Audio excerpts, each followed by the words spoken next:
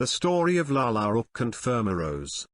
This story already existed in the oral traditions of Kashmir, and the way Richard Temple went to the people and collected the stories from Punjab and translated them into English, and then the local researchers and translators translated them into Urdu and other languages of India and Pakistan. In the same way, Thomas Moore had transcribed this story after hearing it from someone, and thus it was discussed all over the world. However, Latifuddin Ahmed translated this poem into free prose, and thus this story reached us. An Urdu film of the same name was also made in India based on this story. It is a unique story of the Eastern tradition of love, romance, and marriage of Lala Rukh and Fermaroz. It belongs to two different dynasties, countries, of that time, i.e., Bukhara and Delhi. Marriage was settled in Delhi by the elders, and it took place in Srinagar, Kashmir, with all royal rituals and customs depicting the cultural background of that time. Thomas Moore, 1779–1852, was a born lyricist and a natural musician, a practiced satirist, and one of the first recognized champions of freedom of Ireland. He was a close friend of Lord Byron and Percy Bysshe Shelley. Lala Rukh, 1817, a narrative poem set, on Byron's advice, in an atmosphere of oriental splendor, gave Moore a reputation among his contemporaries rivaling that of Byron and Sir Walter Scott. It was perhaps the most translated poem of its time, and it earned what was, till then, the highest price paid by an English publisher for a poem, i.e., £3,000. He was the first poet to compose this story who wrote a fictional romance of 4 narrative poems and a connecting tale about Lala Rukh in 1817. In all the 4 tales, Fermaroz is the narrator, orator, artist, singer and poet who accompanies and entertains the Mughal princess Lala Rukh from Delhi to Srinagar. Moore's poem captured the popular imagination with its rendering of exotic scenes and colorful images from the distant Orient. More importantly, it introduced the Valley of Kashmir to the Western world. In the early 1900s, the story of Lala Rukh made Florence Parbury restless until she traveled to Kashmir, where she sketched and painted its natural beauty. She devoted extensive space in her book to the story by Moore. She added musical scores for some of the poems in the book, particularly those with references to the Kashmir Valley. No other writer or poet has written this story except Thomas Moore. However, Latifuddin Ahmed converted it into Urdu prose in 1935.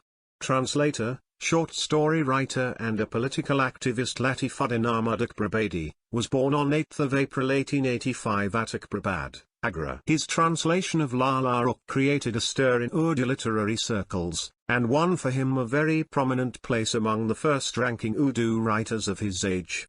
The effortless ease of its translation, the elegance of its style and the setting of its exquisite story in a purely romantic background were astonishingly new in the field of Urdu translation. The romantic story that we will mention today is related to the beautiful valley of Jammu and Kashmir, Delhi and Bukhara. The story is included, for the first time, among the 12 stories in Dr. Asaf Qadeer's book Classical Romantic Stories of Pakistan. Let's listen and watch this beautiful story. The story of Lala Rukh and Fermaroz. King Abdullah, the famous king of the Zanj dynasty, proclaimed his son the heir to the throne in a formal ceremony, descended from the throne of Bukhara Kochak, and decided to spend the rest of his life in remembrance of God. He came to Delhi through the beautiful valleys of Kashmir. This was the 11th year of the accession of Emperor Aurangzeb. Aurangzeb welcomed Abdullah with utmost respect and dignity and received him in a wonderful way, worthy of both the host and the guest.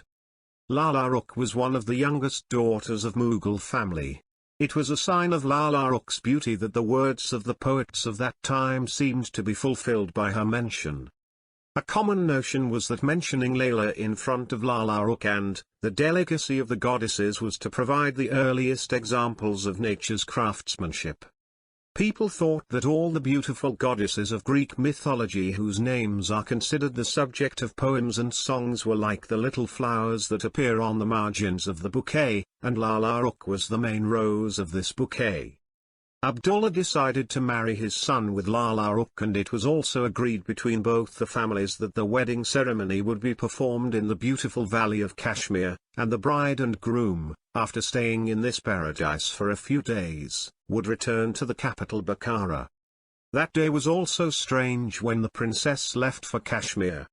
Every bazaar in Delhi was adorned with the curtains of satin and brocade, and it was known that all the gold and silver of India had been hung on the walls.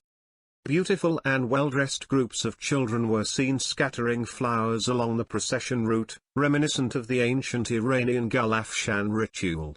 It was as if a caravan of happiness had passed by carrying a pile of musk. Hundreds of decorated boats floated on the clear waters of the Jumna as if they were colorful waves of water. Lala Rukh made vows for the poor and needy and rode in a sad mood to go to Kashmir. The grandeur with which this procession was set off was a sight which the sun had never seen. From the royal palace to the gardens on the outskirts of the city, there were a series of festivities. All the nobles and members were in procession with pomp and splendor, and Princess Lala Rukh sat silently in her palanquin like a beautiful statue. There were light pink silk pipes on the windows of the courtyard. Tatar and Kashmiri features, riding on white Arabian horses, were specially arranged by the king of Bukhara to walk in front of the princess. In the early days of the journey, for the delight and interest of Lala Rukh, who had spent her entire life in the shade of Delhi's royal lawns, the changing scenery was certainly a feast. When the caravan camped in the evening after the scorching sun. If the caravan camped on the bank of a river or a spring, nature would get strange pleasure and serenity, but her innovative nature and the balance of juvenescence now seemed disgusted with that pleasure. The humor of the characters and the great spectators, however, were able to dedicate the moments of their awakening when the proud difference was not familiar to them. But Lala Rukh was not interested in them either. The princess's most beloved maid was an Iranian girl who often tried to put the princess to bed with her funny songs. In her intoxicating tone, this maid used to recite the love story of Wamik and Azra and sometimes the love story of Shirin and Farhat, but now Lala Rukh did not enjoy any of her stories. She began to look sad and sick. When the medicine did not work, to alleviate the situation, one came up with the idea of summoning the young poet who was famous for his good humor, who came with the servant sent by the king of Bukhara. He was said to recite ancient myths with a special flock. Fermaroz was a young boy, about the same age as the princess. His masculine beauty had the charm that fascinated women. Fermaroz's dress, though simple but precious, and expressing his good taste, was embellished with beautiful pearls in his velvet belt, which also added beauty to his personality. Fermaroz performed the obeisance in front of Princess Lala Rukh and said that the Masnavi he was about to recite was the story of Yusuf and Zuleika. After saying that, he started singing. Princess Lala Rukh was so moved by the story of Zuleika's great failed love and the narration of tragic fate that she was preoccupied with it all the day and regained her composure. While the royal caravan was passing by a river, the princess saw a Hindu girl. The princess was surprised to find her in such a lonely place. The caravan stopped and she wanted to see what the girl was doing. The Hindu girl lit a small ghee, oil, lamp and placed it on a plate and decorated it with a garland of flowers. After that, with trembling hands, it was handed over to the waves of the river and a picture of Bhim and Raja, hope and disappointment, was made as she kept watching its flow. The splendor of the royal caravan did not attract the attention of that girl, which left Lala Rukh very surprised and amazed. A man from amongst the servants, a resident of a place on the banks of the Ganges River, appeared before the princess and explained that it was a custom among Hindu women to cast a spell on their loved one's return home or their well-being. It is used to dispel doubts and superstitions. On the banks of the Ganges, where Hindu women and girls take such omens, this sight is often seen. If the lamp goes out or sinks, it is considered ominous, but if the lamp stays bright and disappears from view, the health and return of the lover is considered certain.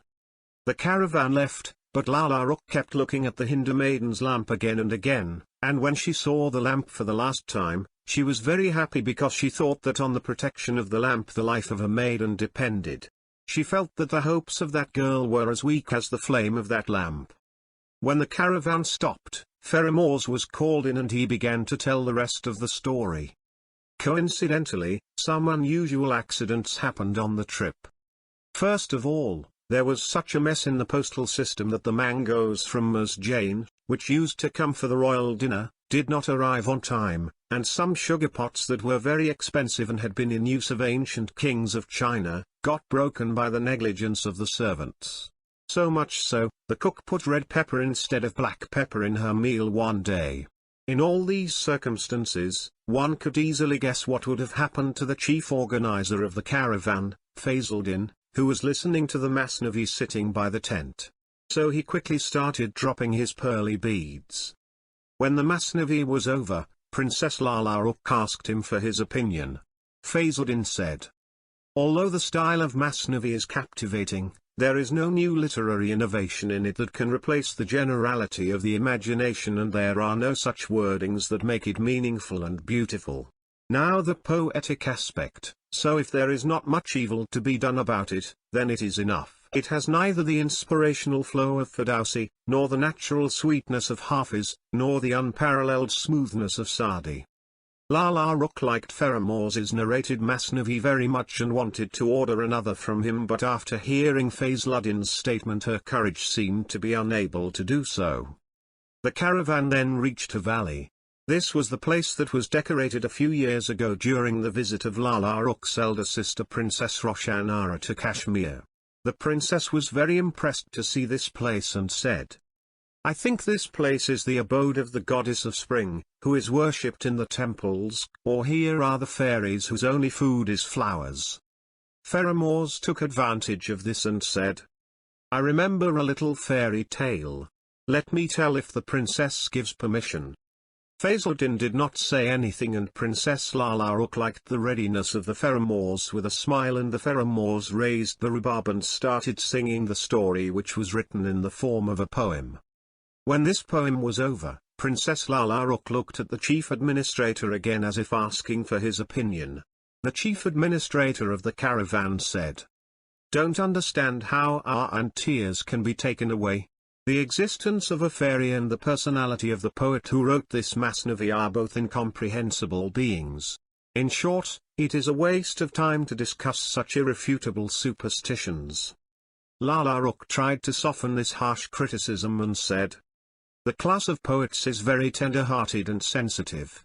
The sweetness and eloquence of their words and images should not be underestimated by such severe criticism." Early in the morning, the caravan reached the next stop, where numerous monuments, tombs, monasteries, and mosques showed that the world of death is also a world of happiness. Lala Rukh's imagination would also have been greatly affected by this mantra if other feelings had not already taken possession of her heart. Arriving there, Shahbakaro's messenger was presented to the princess, who said that the king himself was arranging for the welfare of Kashmir Valley and reception of the princess. This message, which could only fill the heart of a bride with the imagination of love and happiness, changed the blood in the veins of Lala Rukh to ice bars. She was convinced that her relaxed heart was gone forever because she had fallen in love with Fermaroz, and despite her best efforts she could not get the feeling out of her heart. Lala Rukh could only think of a way to avoid the calamity for herself so that Fermaroz would no longer be presented to her. She thought that heart she was about to present to the king of Bukhara would be depressed and broken, but at least she wanted to keep it innocent. So she agreed to erase the dream of love from her heart. One evening, Lala Rukh was riding an Arabian horse for a breath of fresh air. Passing by a clump of trees, she heard the sound of a flute and singing. She knew that voice very well. She stopped there and listened to the enchanting song. The words of the song landed in Lala Rukh's heart like an arrow. She returned full of regret, forced to realize the sad but sweet reality that the heart of Fermaroz was intoxicated with love as well. The next day, while the caravan was passing through the intricate valleys and mountains of Kashmir, she saw a place that made her wish she could have such a life in the valley that was full of love. She was ready to give up the throne of Bukhara and its opulent luxuries if only two things, Fermaroz and love, were left to her in that quiet atmosphere. But the speed of time seemed was fast and the hour was not far away when Fermaroz was about to be stripped of it. This was the reason why Lala Rukh began to consider the last few tragic moments as more eerie, and her heart became attached to those lovely moments as if her life was based on them. Thinking that the princess was in deep and intense grief from which nothing could get her out except the presence of a young poet. Like the lamps in monasteries and tombs, only the flame was visible. When a gust of wind reached inside, even Lala Rukh's eyes would smile and be lit by the radiance of the sun. And when she reached that life-giving valley, every moment of it became a constant pleasure. When Fermaroz would be in her presence all day. Therefore, she was happy like the people of Zanj who are always happy with the blessed effect of a star which rises on their heads every night and leaves the effects of good fortune. One evening, in the company of the princess, Queen Noor Jahan was being mentioned. Fermaroz said, "I remember a very short poem, the heroine of which is Queen Noor Jahan. There was a difference of opinion, which resulted in separation, which ruined their lives for a few days. However, these hours of separation soon turned into extinction. Since nothing could have been happier for Lala Rukh, she wanted to hear the incident with a smile of joy which the Fermaroz started narrating. The caravan was now descending the slopes of the mountains that separate Kashmir from the rest of India. The hours of stay were as short as were necessary for rest. Therefore, Lala Rukh did not get a chance to see the Fermaroz. He realized and charmingly realized that his happy life had come to an end. And now he has nothing left but the memory of those moments. The women of the harem realized the fact and wondered what the king of Bukhara would say after seeing her. The princess for beauty of whom the poets of Delhi had said too much. If something could have alleviated his grief, first of all, it could have been the valley of Kashmir the matchless, but the mild climate there did not have any pleasant effect on him. The women around Lala Rukh were delighted by the decorations of the streets and the spectacle of fireworks. And they concluded that the king of Bukhara was a man of refined temperament and that he would be the perfect husband of the princess. The hour of the wedding celebration was set on the second morning of the arrival of the princess, and on that day the king was going to be happy for the first time after seeing his bride Princess Lala Rukh. The emperor's palace, Shalimar, was located on the other side of the lake. However, in that valley of happiness, no night before that night would have been spent for anyone other than Lala Rukh. Full of dreams and chaos. In the morning, when Lala Rukh got up from the bed and the maids came to adorn her with her wedding dress, she saw for the first time that the princess had not been known for her charm even before that time, because sometimes sadness and grief was added to the beauty. When the maid had given her fingers the color of henna and adorned her forehead with a minimalist chandelier, she was carried to the royal barge, which on the other side of the lake was a picture of the glorious wedding waiting. The procession of boats came out of the lake and entered the canal, which was to reach the majestic domes and chambers of Shalimar, and on either side of which were adorned with flower beds of gardens. The murmur of the boats was passing through the gentle, garden-like atmosphere which kept the air submerged in perfume, and the water of the fountains in the middle of the canal was rising in a state of calm continuity. These were the pillars of diamonds on which the sun shone. On the one hand, preparations were going on, and on the other hand, Lala Rukh's steps were getting cumbersome. Fermaroz was in her heart. She kept thinking about him and thinking that the man she was marrying was a stranger. How will she be able to love him? How will she be able to give him a place in her heart, because her heart is full of Fermaroz? His poetry, his rhubarb, his simplicity, truthfulness, innocency had made permanent place in her mind. She tried to shake the idea of Fermaroz again and again, but she couldn't do it. After fixing the arches of various houses, the caravan of Lala Rukh reached the place where the king was waiting for the arrival of his bride, and which was the best area in all the palaces. It was a sign of Lala Rukh's heartbeat and body trembling.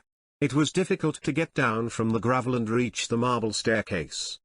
In the last part of the house, there were two royal thrones, which in their value were equal to the turquoise throne of Gulbarga. One of them was ruled by Sharbakara and the other throne was reserved for Lala Rukh.